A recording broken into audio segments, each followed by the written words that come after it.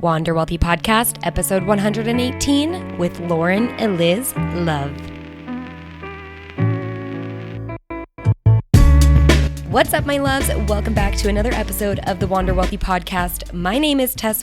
I'm your host of this show, and Wander Wealthy is a platform and a podcast dedicated to helping those in the online business space, especially you online coaches out there, make and manage your money with ease. Whether it is money mindset or practical money tips, this is the perfect place for you. And today I am joined in an interview with Eliz Love. She is the founder of Badass Business Babe, which is a self-improvement and business development brand. They are on a mission to help all coaches and online business owners create their dream life, business, and income. Lauren founded it back in 2016 and now has a wonderful team. And you guys, she is so fun. I cannot wait for you to listen to this episode. Before I tell you a little bit about what you're going to hear on this episode, I do want to give you her Instagram so you can give her a little shout out while you are listening. So there is the Badass Business Babe Instagram, which you can find by just searching Badass Business Babe on Instagram. And also she has a personal Instagram, the Eliz Love. I recommend adding them both because you will hear in this episode, I am a huge Insta stalker of hers because she's probably one of my favorite accounts to follow for the purpose that she is just the most authentic person and really is so honest and open to share anything and everything. And we talk about that in this episode, how her authenticity feels very real. I pick her brain on that and how she gets into the right mindset to be open to share so honestly and openly without being afraid of all of the judgment. Now, we talk about a ton of other things in this episode, specifically her decision to let go of a big moneymaker in her business to get more into alignment with the way that they, as the Badass Business Babe team, wants to serve and run their business. She shares her money story, which gets truly deep and personal, and I loved that she was willing to share so openly. So we talk about that, as well as this idea that is running $1 million business or even a multi-six-figure business, is that really the end goal? You guys, this episode, this interview, it is so juicy and it is so good. And Lauren has so many amazing things to share with you. So we're going to leave it at that. I'm going to let you listen and just get all the good juiciness into your eardrums. Real quick, before I let you get into this episode, I do want to mention there is a trigger warning for this episode around the topic of rape. It is briefly mentioned. And we also drop the F-bomb quite a few times near the end of the episode. Just a little warning for you in case you have small kids around or you're sensitive to those cuss words. Just know that near the end of the episode, that will be happening. So go ahead and pop in those earbuds or feel free to just turn it off. That's okay. No harm, no foul. Just wanted to let you know. So let's get into episode 118 with Eliz Love. Eliz Love, welcome to the Wander Wealthy Podcast. Super stoked to have you on the show today. So excited to be here. You know, it's so funny. I looked up your podcast and I instantly fell in love with the name. I'm like, it's so perfect. So I'm so excited to be here.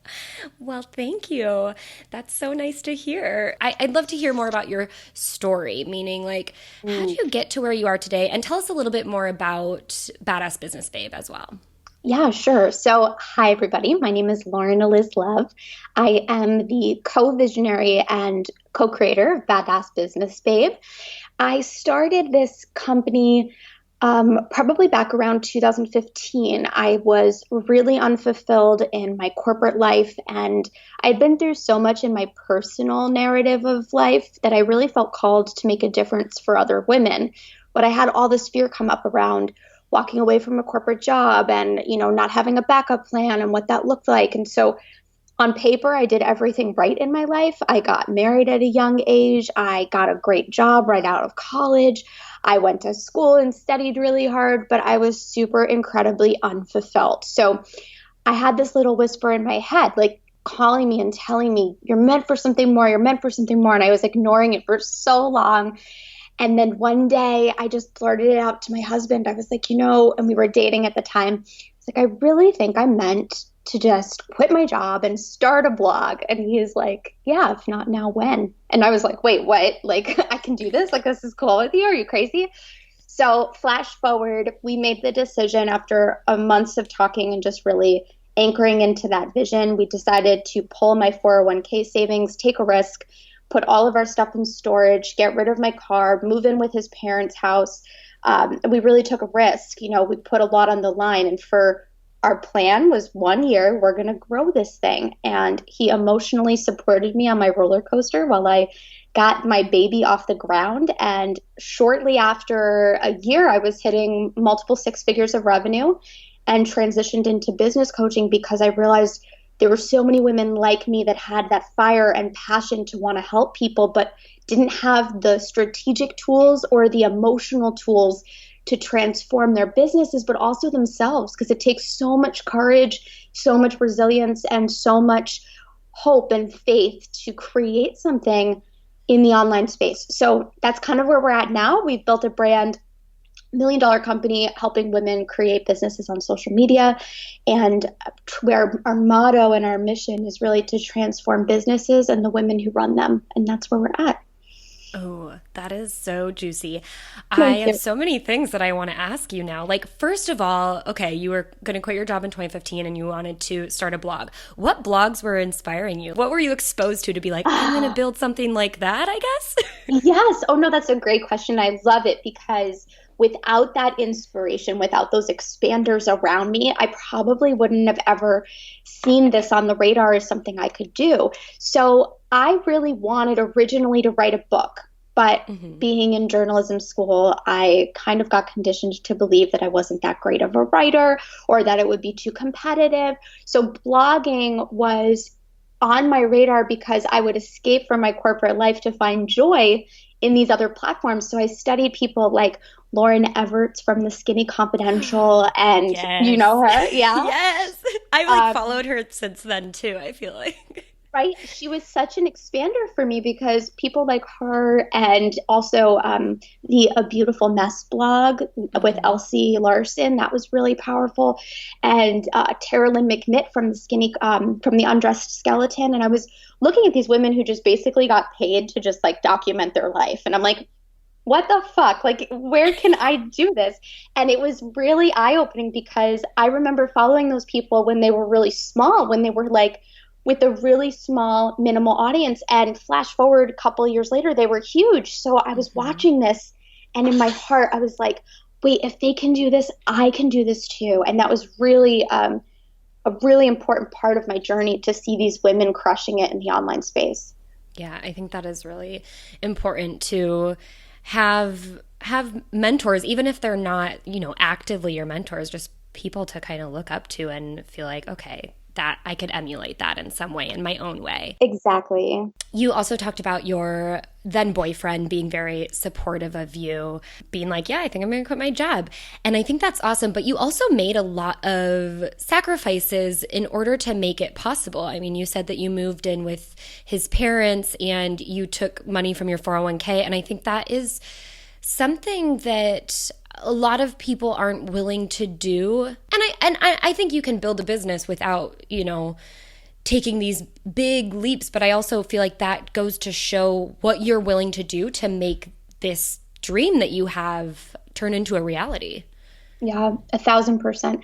And, I always say this, I'm not an advocate of draining your bank account and being impulsive. I in this space, I do see a lot of women who feel like the answers to their success and financial freedom are outside of themselves. And so they will spend and spend and spend on courses and programs and teachers. And, I think really for me, my 401k was like the cushion that I needed to take the big leap. And I remember, my father was giving me a really hard time about it. He was like, you're being impulsive. You're never satisfied. You have this great job. It will never be enough.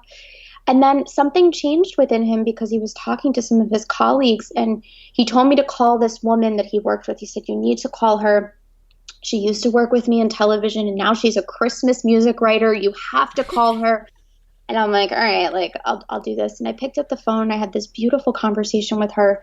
She also took a big leap a while back, and she said something I will never forget. She said, the safety net is really important, but when the safety net is the only reason why you're staying in something, it's literally strangling you and you need to leave.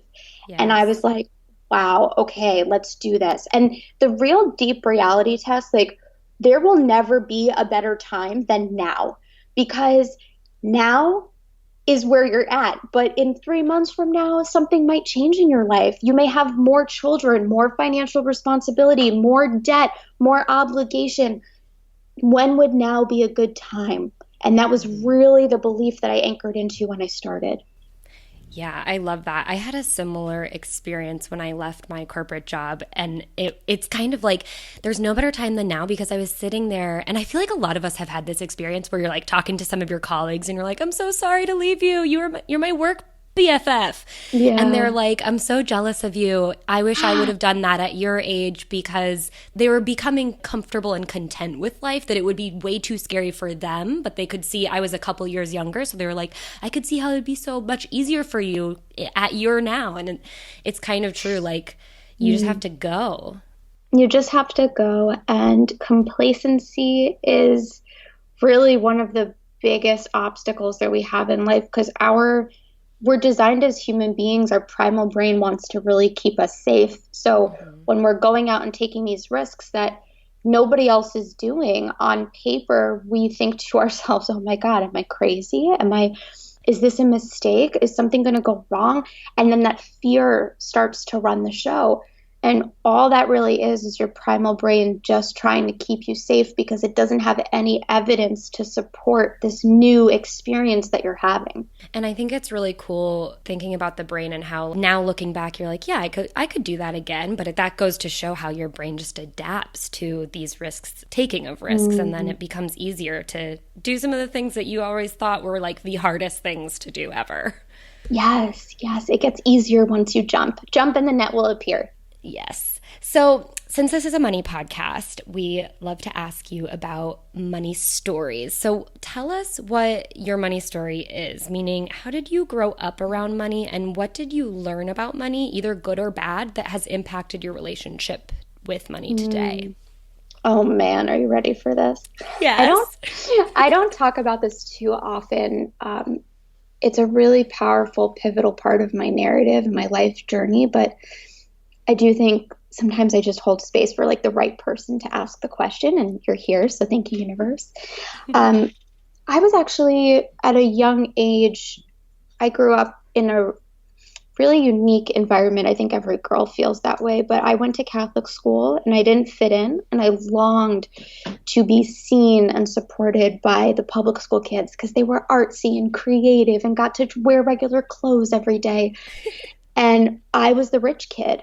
I was what they thought was the rich kid who, they didn't want around. And that created a lot of pain for me in my life, because the reality was we weren't rich. My parents were struggling to put us through Catholic school. We wore hand-me-downs. My mom never really took me shopping. And it was like this belief that really weighed on me that when people think you're wealthy, you're alone. You won't have love. You won't have support. And that really played a lot for me. I also had moments in my life where I was deeply hurt by people I cared about related to money. I had a couple of friends in my teenage years steal my credit cards, take money out of my bank account. There were a lot of experiences that I had where I believed it wasn't safe to have money. On top of all of that, when I was 19, I fell in love with a man who I didn't know at the time, but was a severe drug addict. And I struggled in our relationship for about 3 years, where money started to disappear, where we would, get a check for $2,000 or $3,000 and suddenly it would all go away. And the stories he told me about where money was being spent weren't true. So not only was money a painful tool in my life, but I also formed the belief that when you make money, you lose money. Mm-hmm. So all of this was underneath my desire and passion to start a blog. And I never knew, they say business is a spiritual game. I never knew that I had to do any of this money mindset work until I started a business, and I realized I was resisting prosperity. I was resisting abundance. I was resisting fulfillment, because I had all of these screwed up stories embedded into my subconscious that were keeping me playing small. So That's kind of my journey. And, over time, I got enough leverage and I hired a coach and I did some deep inner work around money mindset. And I've been able to really correct that in my life. And now I have some really new, beautiful, empowering beliefs about wealth and prosperity that really fuel and drive me in my business.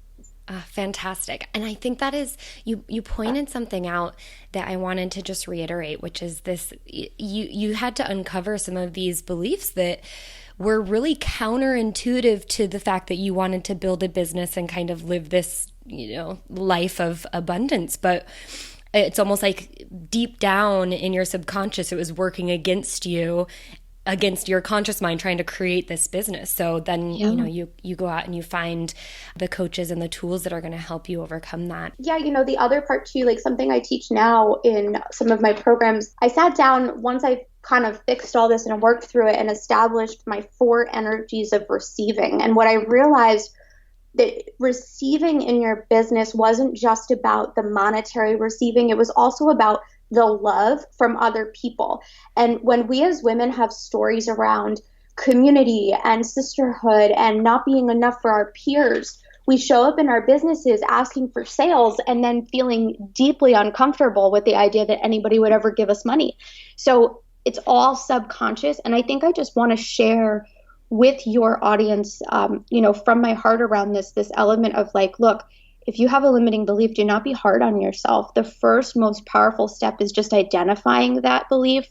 And I think too, it's important to remember that doing inner belief work is not linear. It's not like I have this block, I worked on it, and now I move forward. It's actually, I worked on this block and now I go deeper. And now I go deeper and I'm going to work on it again and I'm going to work on it again. And like along my journey, that those beliefs and stories are still popping up, but I can move through them faster. So I just want to share that because I think some women feel bad for themselves when they're like working on a limitation for months and they're like, why is this not changing? Or why is this still coming up? You're human. This is your life's work, is to do this subconscious reprogramming. So don't feel bad for yourself. Yes, I love that. Thank you for sharing. I want to use this as a really good pivot point to get into, I'm calling it the tangible tips round, but it's more of just getting to know your story, but maybe you have some tangible tips around it, which is still talking about money and business. And now it's kind of like going to the other end to where you are now with being able to let go of money and opportunity in a way. So you recently posted, and I'm just, an Instagram stalker. So you had recently posted about making this big decision of cutting out a big income generator for your business. Can you share what that was and why you did it? Yeah. So, oh man, the quote, and this was, I think it's so important to remember, like, you think the hard stuff is in the beginning of growing your business. And yes, that's true. But like, you will continue to leap. You will continue to do scary things that on paper sometimes don't make sense for your current reality. And so for me, I have this mantra that I always come back to. What got you here will not get you there.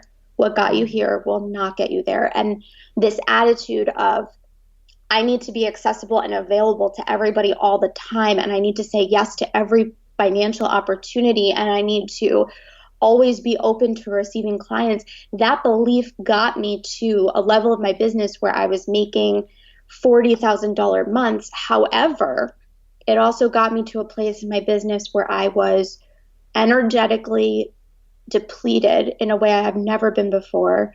I was creatively burnt out. I had very little time freedom, and I felt trapped. And it was like, I felt guilty almost because I was like, there's so many women who would love to have this problem. There's so many women who would love $40,000 months, right? What a gift, what a joy. But when your wealth and your ability to receive money are preventing you from living a freedom lifestyle, you need to change. You need to make decisions that maybe on paper feel really scary. So, for me, I recognize that the work I want to do in this world is about mass impact. And in order for me to truly make a big impact, protecting my energy and being in the highest vibration possible is the first priority, because I can't pour from an empty cup. So I thought about it. I was sitting on it. I felt so scared about it. And this was, I think, last year. I said, you know what? something has to change. And so slowly, and it's important for business women to recognize you do want to mitigate risk in transition and evolution of your business. And, even if you're not a businesswoman and you're making financial decisions, it's really important to ask yourself, what is the risk and how can I mitigate this? And for us, we did this thing that I like to call the teeter-totter, where we had two lines of revenue, and one was really high up. It was my one-on-one rate. And my other revenue, which my group programs, was really small. And then there was this other teeter-totter that was even smaller. It was passive income products. So our job for the first year was to reduce the one-on-one while slowly increasing the revenue that the group programs brought in. So this past year, I made a conscious decision to walk away from $20,000 of consistent revenue in my business every month, so that I could free up my time and so that I could serve the masses.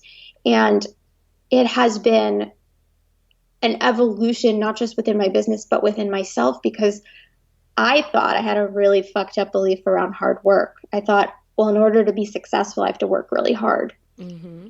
And that's not really true either, right? We can only if we decide that. So as I was cutting down my hours, I had such resistance, such emotional struggle, because I was wait, I'm not working hard. Is my business falling apart? What's going on? I felt all this fear.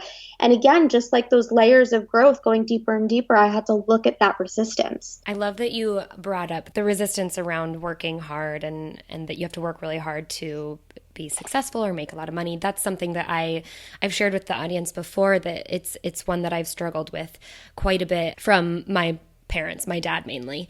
And was he not around? Oh no, he was around, but he runs a construction business. And so it's hard work really does look like overalls and boots. It's you go out there in the beating hot sun, and he's made a wonderful life for me and my siblings and my mom. But it's the constant, if you want to be successful, you're going to have to put in the hours and put in the hard labor. And wait, what do? You run a business from your computer in Italy? How does that work? I don't follow. So it's been an interesting evolution for him to witness my coming of business age. Yeah. And we're also too, it's important to remember, we are in a phase right now in life where we're breaking this paradigm of masculine energy in business and the hustle and the grind and this very much patriarchal linear experience where women are now dominating the Instagram space, and they're making beautiful money just by being a representation of what it means to be an empowered woman, however that looks, right? Whether you're a business coach, a money coach, a relationship coach, a sex coach, a brand marketing specialist, right? There's an artist, right? There's so many different women out there who are making livings in their full expression of self. And that is a whole new thing that has not existed in this lifetime. So when we look at our parents as the foundational truth of whether or not hard work is hard work or success has to involve hard work, we're thinking in the past, because this new reality that we're in is all about self-expression and being monetarily supported for that. Mm-hmm. Yes, I love that. And this kind of gets into the next question that I really wanted to touch on, which I can't really decide if it's related or not, but I mean, going off of that, for the longest time, we've been living in this kind of masculine energy of work really hard, but also the idea of make the most money ever. And look at me, make this $1 million business. And I think it's really interesting what you've done in terms of looking at your energy and how you can show up, and how taking a step back allows you to show up and make a bigger impact. And that will, I'm sure, without a doubt, flow through for you monetarily as well in your business and your partners. But I think it's such an interesting point to touch on, is this idea of, is building a million or even a six-figure business really the end goal for people? No. And I'll tell you right now, from my experience, there was a moment, I think 2 Augusts ago or last August, one of my goals was I wanted to have a 6-figure launch, which basically means you offer up a product and you want to make $100,000 worth of sales for that one product. And within a month, we did that. And I remember hitting that goal, looking at my phone, and breaking down into tears, and not tears of joy, but tears of exhaustion, and being like, well, okay, now what? Because I had to bend over backwards to get this. I had to stress and sweat and pour tears into my work. And if this is what it's going to be, I don't want this. And I think there are a lot of people out there who use the money as a representation of their worthiness to continue to receive money. So they go, look, I have a 6-figure business, continue to buy from me. Or look, I have $1 million business, continue to buy from me. And we lose sight of the actual deeper purpose of our work when we do that. Money is a really good, beautiful, healthy tool, but making the $1 million business is not the end goal, at least not for me. It's, I want to leave a legacy behind. I want to impact women. I want to change their lives. And money is just a tool that allows me to do that. How do you keep yourself focused on your goals and not get distracted by the goals of others? Because I feel like that's kind of related to, but not just monetarily, but, we see so much like just everyone sharing their goals. So how do you just, for lack of a better word, this is so corny, but like, how do you stay in your own lane? No, I think it's a really important question to ask. I don't think it's corny at all. Especially there's this weird competitiveness that can easily seep into our businesses because we look at time and we say, oh, look at her, she did it in half as amount of time as I did, or she's been doing this for a shorter period of time and she's ahead of me, or we look at what someone else is doing in their brand and we go, oh, do I have to do that? Yes. She has 3 products, am I supposed to have 3 products? Or she just hired an Instagram specialist, should I do that? And I think we need to always remember that in order to move forward in our businesses, we're solving problems at our core. And we're always looking at where we are now and saying, okay, based on where I want to be, what problem do I have to solve right now? And asking that question brings you back to your truth and your reality of your business, where the shiny objects outside of yourself are just pretty shiny objects. They're not anything that you have to run to. They're a way that's lighting a path for you to move forward in your business, because the people around you with their light are showing you what's possible. But all of this is about doing inner work as a woman, because when we think we are not enough for love, not enough for wealth, not enough for other people, we will look at everybody outside of ourselves and think everybody else has something that we don't. And we will look for it and chase it, and we'll be so lost in the journey. So I guess just to answer your question, do the inner work. The inner work keeps you in your lane. Awesome. Okay, this is probably unrelated again, but you know what? Actually, I think it's very in alignment with what you were just saying about doing the inner work. So as you know, I'm a social media stalker,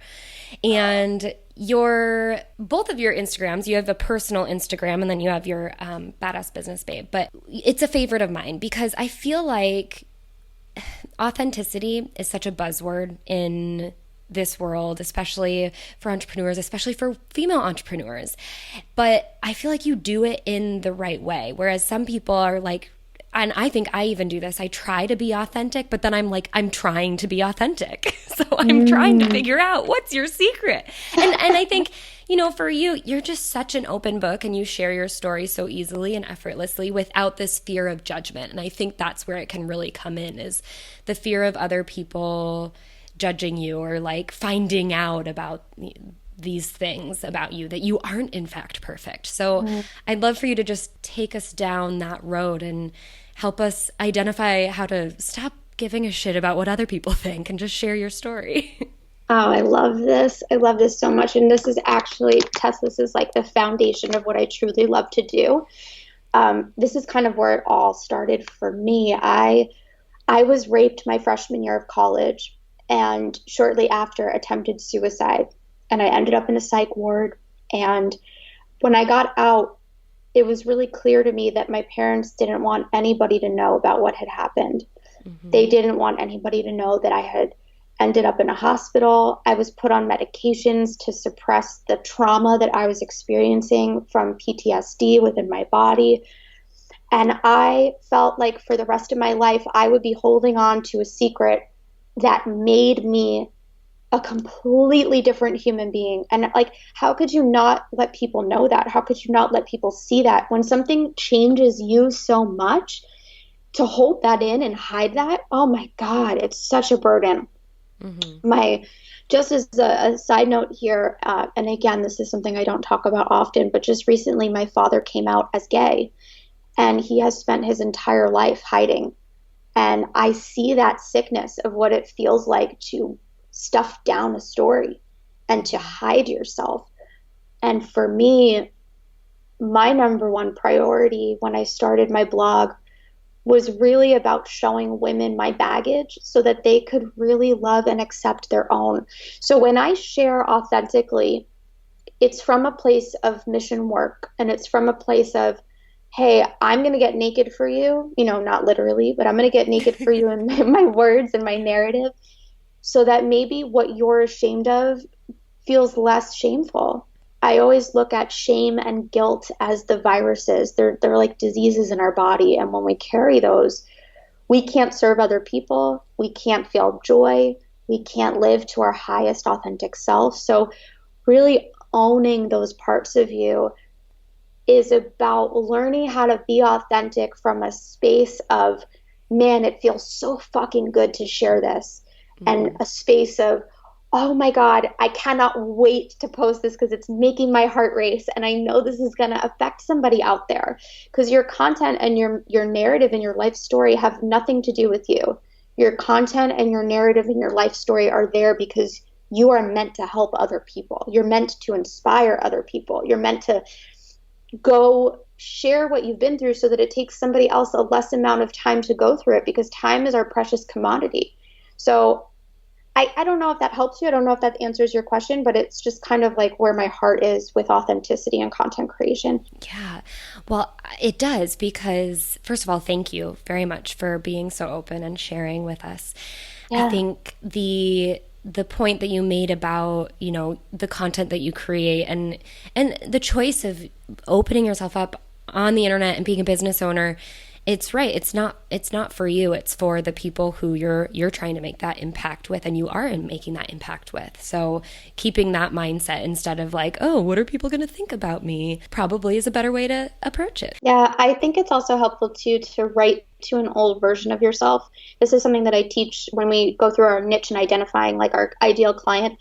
At any given point, you're always working with an old version of you. So if it feels too forced or inauthentic to create content for somebody else, to like just share with a stranger, write to the old version of yourself. Like, what do you wish she knew? What do you want to tell her? What do you want to show up to share on?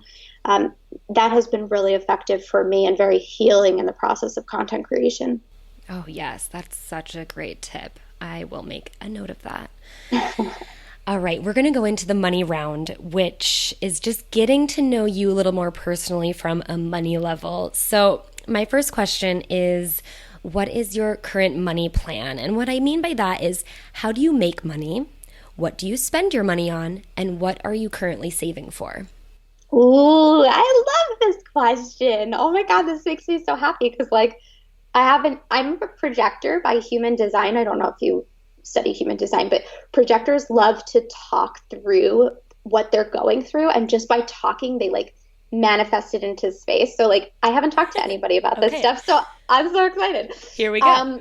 Okay, so right now our business is prioritizing the growth of our passive revenue. So what that means, we have various offers and programs out on badassbusinessbabe.com, and our priority has become the passive evergreen. So courses that don't require me to show up, that are available for purchase all the time on the website, we're making those grow. And that is a whole new ball game of fun because there's no launch strategy.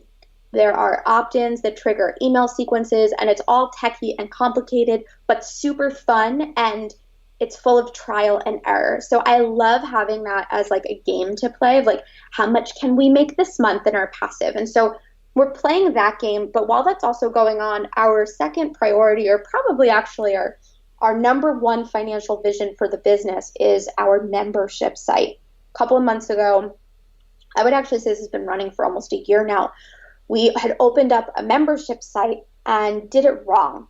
We didn't run it right.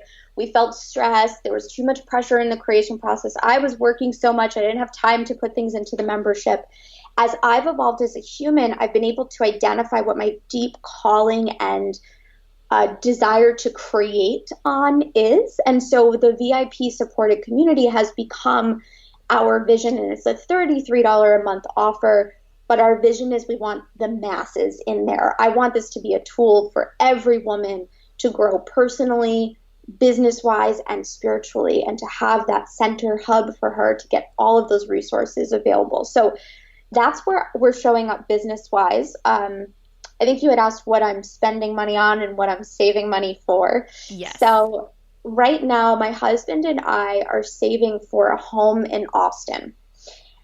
And we have a home right now in Connecticut. We live in the beautiful country, and it's like really his favorite place. I love it, but I also love the city, and I love adventure, and I love having a Whole Foods and a, Target down the block. We don't really have that here. This is like a spiritual little hub for us right now. Yes. And so we're saving for a second home. And that's been challenging for me because I'm like, I want it now. I want it now. Like, let's do it. We're also, right now, I'm in the journey of really connecting with other women and developing community for myself, women who, business owners who get it. So me and my soul sisters just took a trip to Austin and had an amazing time. So I'm using some money for travel and investing in my personal growth, whether that's a trip with girlfriends or a program that I'm studying. We're going to Israel next year with Joe Dispenza. So like there's a lot on the table for me to invest in myself with the time freedom that I have and also with the money that we're making. But we are focused on becoming a very lean and efficient business right now. So we're not overspending. We're not outsourcing like crazy. We're really focused on becoming a lean, efficient machine in the business. Amazing. Thank you so much for getting into the details. Oh, sure. What is kind of your long-term vision for your money? You as an individual, not necessarily the business, but you and what you would like to do with money, however much you end up making in the future. What would you like to ultimately do with that? So when I first started healing my money stories, my very first coach, he asked me to make a money receiving list. He said, I want you to write down all the things that you want to do with money. And they can't be get out of debt. They can't be doing things for other people. Like you could have some of that, but I want you to make a huge list of like all the things that you want. And that was so hard for me because I had never had wealth before, and writing all those things down felt really uncomfortable. Like a trip to Disney and a trip to Hawaii and a trip to Sedona, man, you're selfish, right? Like that was the story that I was playing in my head. A year and a half later, I found that list and I took out a highlighter and everything had come true. Every single thing. I know, it's crazy, absolutely crazy. But I think right now for where I'm at, I don't feel like there's anything that I am craving that I don't have. I mean, I would love eventually for Badass Business Babe to run more efficiently by itself so that I could have time freedom to master my craft and go more deeply into my practice as a coach and as a teacher and as a spiritual healer. But I can also start doing that right now, So it's weird. It's a really beautiful question. And I'm not too sure that there's anything that I would, I don't know. I don't think there's anything I crave. I'm happy. We'll see how it unfolds. Yes, we'll see how it unfolds. And I'm sure, once I have children and once we, really start to build a family, I think that'll be something that comes up next for me. Yes. Money to support that, Yes. And I always tell, when I work with my clients, I always say, it's okay to not know what the next step is. Like, just enjoy the now then.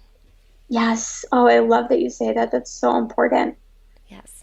Okay, Lauren, this has been so much fun. We're going to get into the quick and dirty Q&A round to wrap up the show. Are you ready for it? I'm so ready. Okay, my first question, and I have to preface this because every single person I interview wants to make it about business, and I'm like, no, you can't.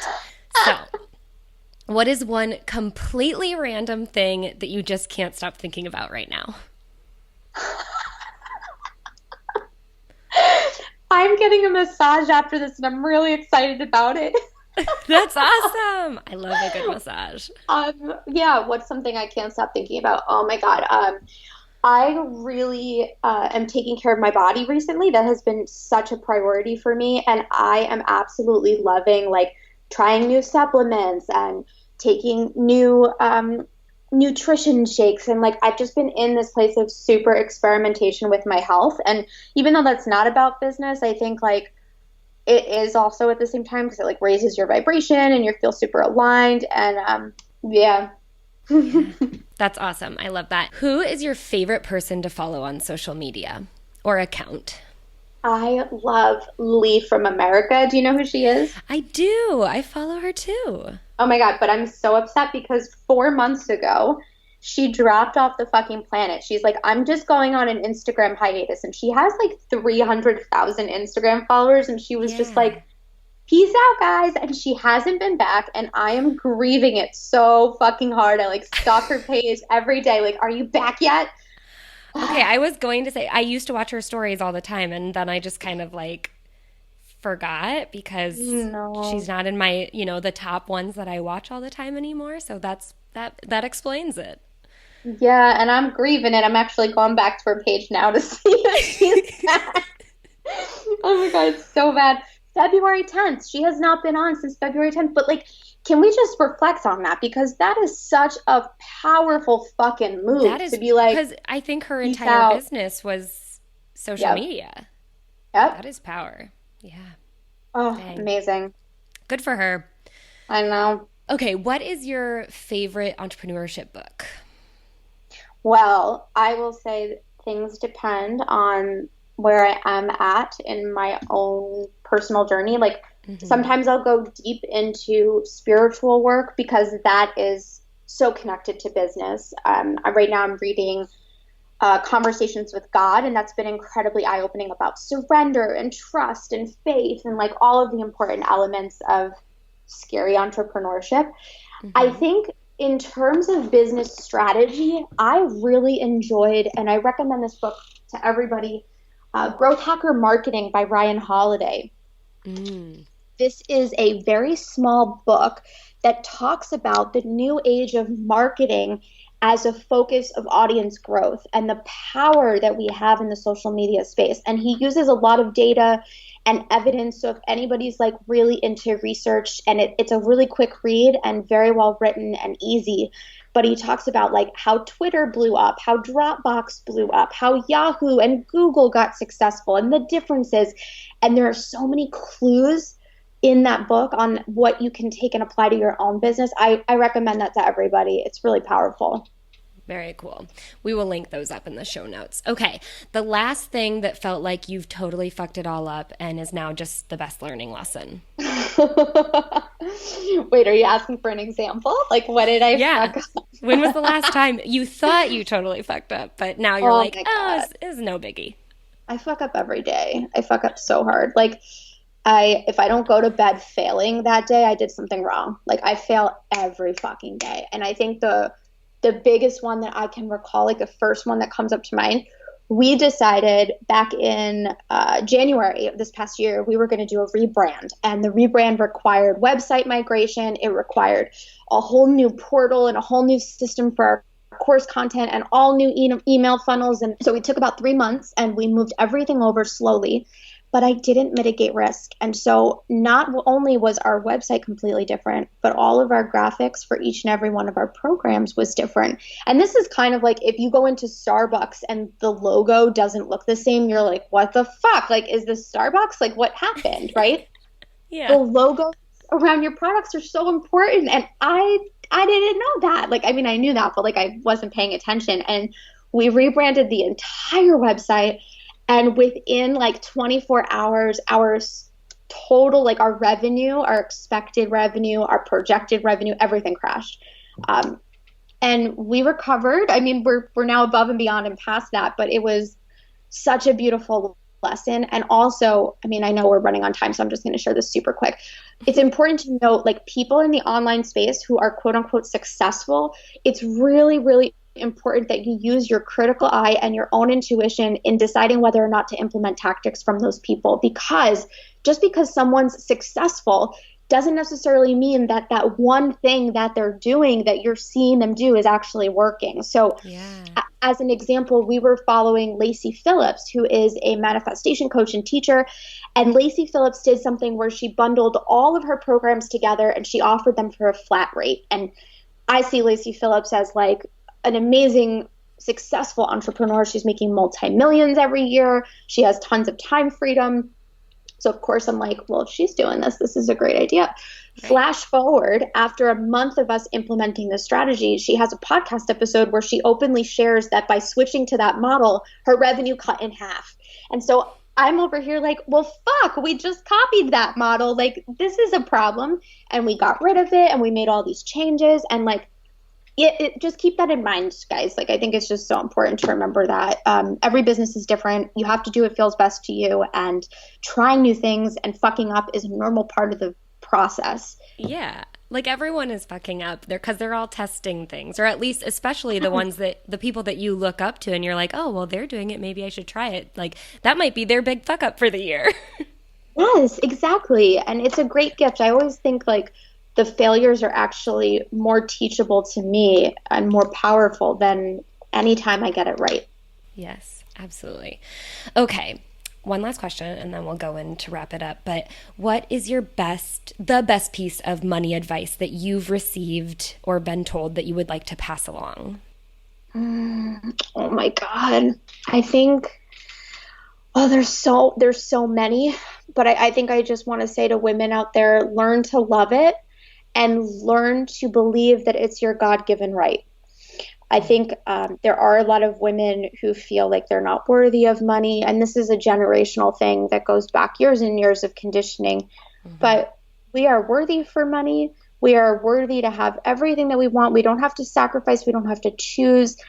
And your ability to be successful, I think it's Joe Dispenza quote where he says, our ability to make money is based on using our God-given talents. And in other words, the things that are the easiest to you. So like what you find really easy and what you find really exciting and what you find so fucking passionate, lights you up. Those are the things that you have to follow because those are the things that will lead to abundance. Mm-hmm. Love that. Thank you so much, Lauren, for coming on the show and sharing all of your stories and tips and little pieces of advice. It's been so much fun to learn from you and to get to know you. I'd love for you to tell us where we can find you and follow along with Badass Business Babe. Yeah, of course. So if anybody wants to be friends, come connect with me on Instagram at Badass Business Babe. That's really where I hang out the most these days. I also have a personal account that's linked there, but go follow me on Badass Business Babe. And if you want to hear more of my stories and narrative and stuff, I also have the Badass Business podcast, which airs episodes on Tuesdays and sometimes Thursdays. Fantastic. Thank you so much for coming on the show. Thank you so much for having me. This was a blast. And that's a wrap. Episode number 118 with Lauren Eliz Love. You guys know where you can get the show notes for this episode, so you can link up with Lauren, check out all of her recommendations, and check out Badass Business Babe. Go to wanderwealthypodcast.com/podcast/episode 118. Now, last thing before I let you go today, just wanted to let you know if you're looking to start implementing more easy ways to make and manage money, get some mindset tips, but also get some practical tips to set purpose-driven revenue goals, have a really good starting point to figure out how much you should be paying yourself, to figure out how to price your services, you need to start with those revenue goals. And there's no better time to set revenue goals than the present, especially if the last time you set them was like 6 months ago, maybe even a year ago, maybe you've never set them at all. So go ahead and download the Easy Profit roadmap, you can go to wanderwealthy.com/roadmap. Again, I'll link that up in the show notes. And I'm hosting a very special little workshop at the end of August this year, and I want you to be the first to know. And by downloading the roadmap, you'll find out all about, hint, hint, something that I like to call a payday party. So stay tuned for that. There's more to come from there, but it is something I'm super stoked about, and I wanted to let you guys know because you are my OGs, you are my family, you are my community. So without further ado, I'm going to let you on your way for today. Have a wonderful weekend, and until next time, I hope you wander wealthy.